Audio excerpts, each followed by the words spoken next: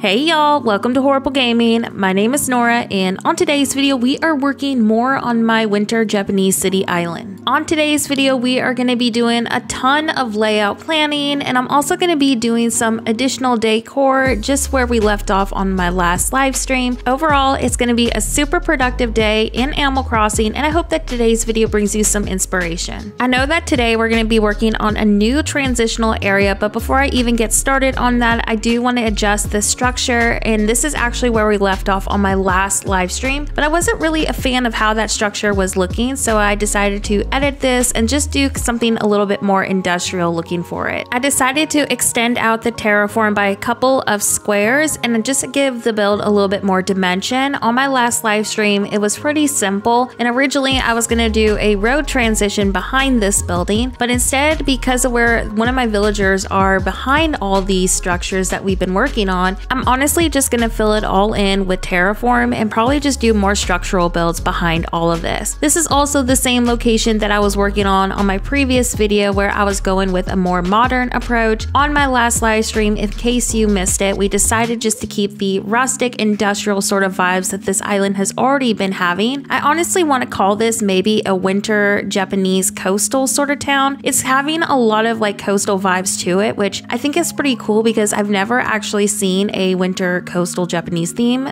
So this is going to be quite a challenge because there's really not that much inspiration to also go off of. I think eventually, as we leave the more industrial looking structures at the back of my map, maybe we'll transition into something a little bit more modern, but I am really enjoying the more rustic approach that this island has, and it's a little bit different from what I've normally done when it comes to Japanese islands. Other than that, I don't really have any set plans for this island theme. I'm kind of just building as I get inspiration and seeing what happens. Lately, when I don't overthink my islands, I notice that I tend to do a little bit more detailing and just focus on the structures better. So I'm just going into this island just with no set plans, so I can just kind of build to my heart's content. For the next stage of this build, which actually took me at least 4 hours to make all of this, it was insane on how time consuming terraforming this much took me. But we're going to be doing a double incline transition spot. I did this on one of my older Japanese islands, but instead on each side I had like a bunch of structures. But I obviously want to go into this build a little bit different than what I've done in the past, and instead we're going to do almost like a raised highway sort of effect with it. So these inclines are going to transition to a raised roadway, and then we're going to place also a couple of villagers. I also know that I'm probably going to fully regret this build later on, because when you do double incline transitions like this, it is so hard to transition and just figure out how everything should blend, because now I have this random,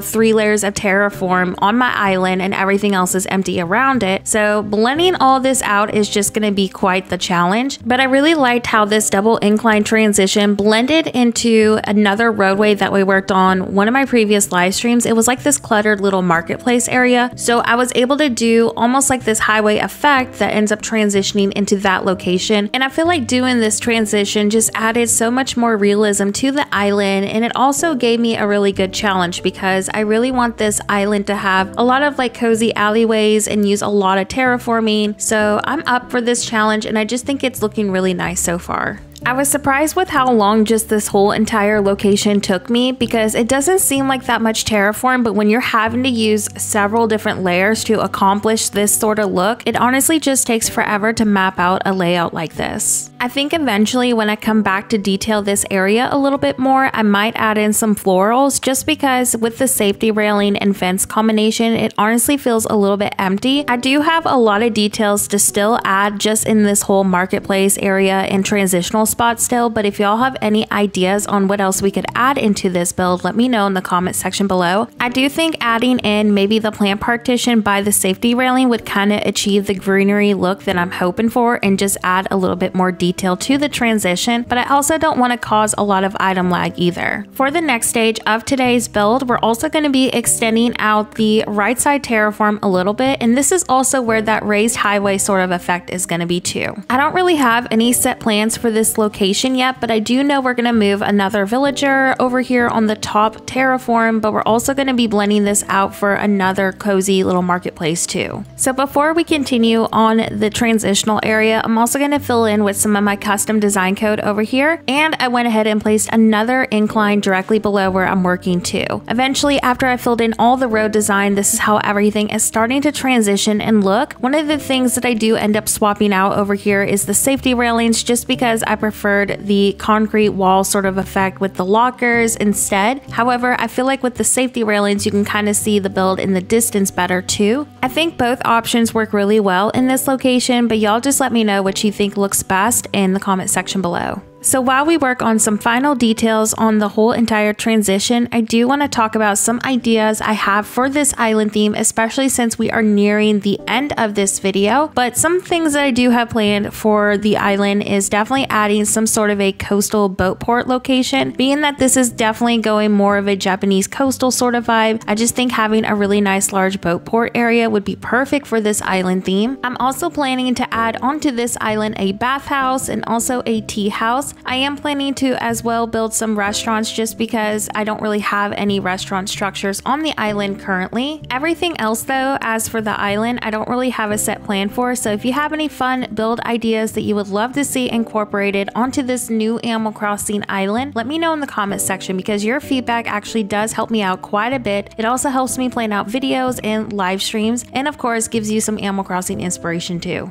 Anyways, before today's video ends, we're going to do a final walkthrough of how everything turned out and also my island progress. I still have a ways to go, but I feel like we've made a ton of island progression over the last few days. Pretty much the back of my map is nearly done besides the top left, so we have definitely been very productive. I don't usually work from the back of my map towards the entry, so this has been a little bit different than usual for me, but I've also really enjoyed the fact that I haven't had to worry about my island entry right away. Just figuring out an island entry in general sometimes causes me a lot of Animal Crossing burnout, so working from the back of the map has actually been a lot more peaceful for me, and it's also allowed me to really think about my island's layout. Since a lot of the islands also been done recently, I'm worried that we're going to finish this up way before Christmas starts, so if that does happen, I'm thinking about doing a Christmas Castle Core island, so y'all let me know in the comment section if you are interested in that idea. I just didn't expect us to work so fast on this island, but I've been really inspired and enjoying it. So with all this being said, if I do finish this island quicker than I expected, I will definitely be starting another winter island until the holiday season passes. Anyways, while we continue the walkthrough of my island progress, before this video ends, I do want to give a huge shout out to all of my channel members. Thank you so much for supporting me as a creator. Just your support in general means the world to me. I hope y'all are enjoying this Animal Crossing island and it's bringing you a ton of winter inspiration. With that being said, thank you so much for watching and have a horrible day.